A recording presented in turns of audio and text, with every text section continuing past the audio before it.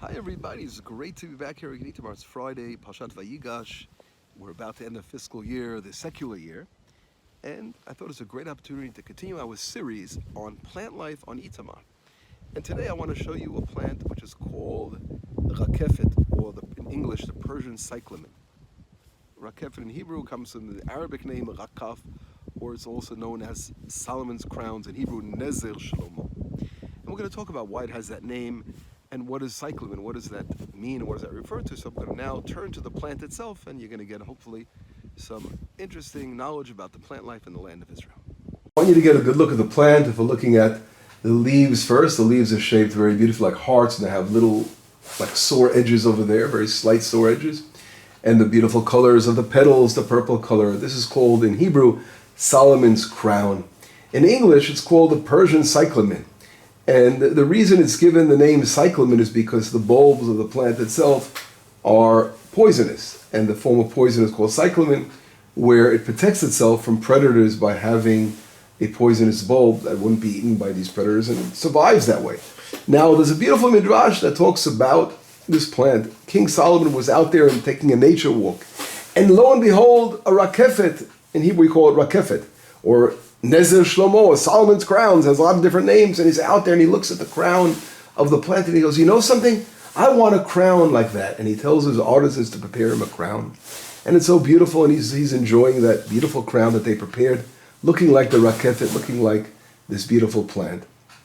And unfortunately, when Israel's exiled from the land and there's no longer a head of a king to place the crown on, so what happens is this plant is now bent over a little bit, signifying mourning, signifying the feeling of lacking our temple, lacking our holy temple in Jerusalem with the King Solomon sitting on the throne. But anyway, I'd like to talk a little bit more about this plant itself after we understood the midrash about the plant. And the plant, as I mentioned before, is cyclamen, is the English name, or it's Persian cyclamen. There's also another form in Israel. There's two types that grow in Israel. One is called the Greek rakefet, which grows up north in the Galilee. But anyway, what's fascinating about this plant is that the flowering parts of the plant are sort of from the bottom, as you can see from the bottom of the plant.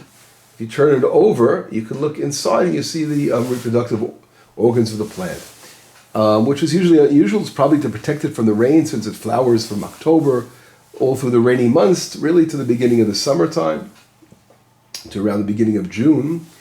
And this is called buzz pollination. There's a moth that enters the plant from the bottom, the flower, and vibrates like a buzz, bzzz, and it pollinates the plant, which is very similar today. In agriculture, when they want to have tomatoes pollinated, so there's an artificial pollination. They get something that sort of creates that vibration, that buzzing.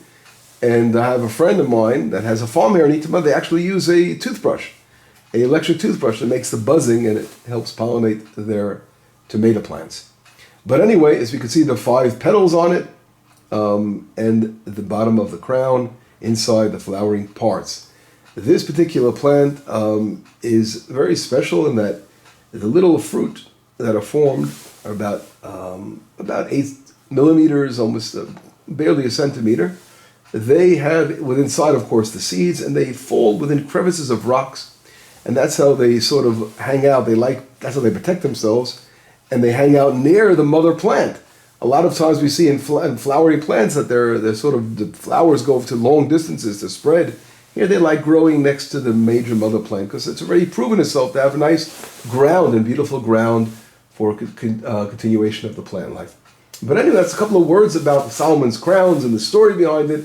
I would like to mention here, as we are ending the fiscal year, and I want to thank our amazing supporters who have helped Friends of Itamar over the year grow and flourish like flowers like this and to develop. And really, we rely so much on your help. It is so important for us to continue to build the land of Israel, make it flower, make it look like these beautiful crowns.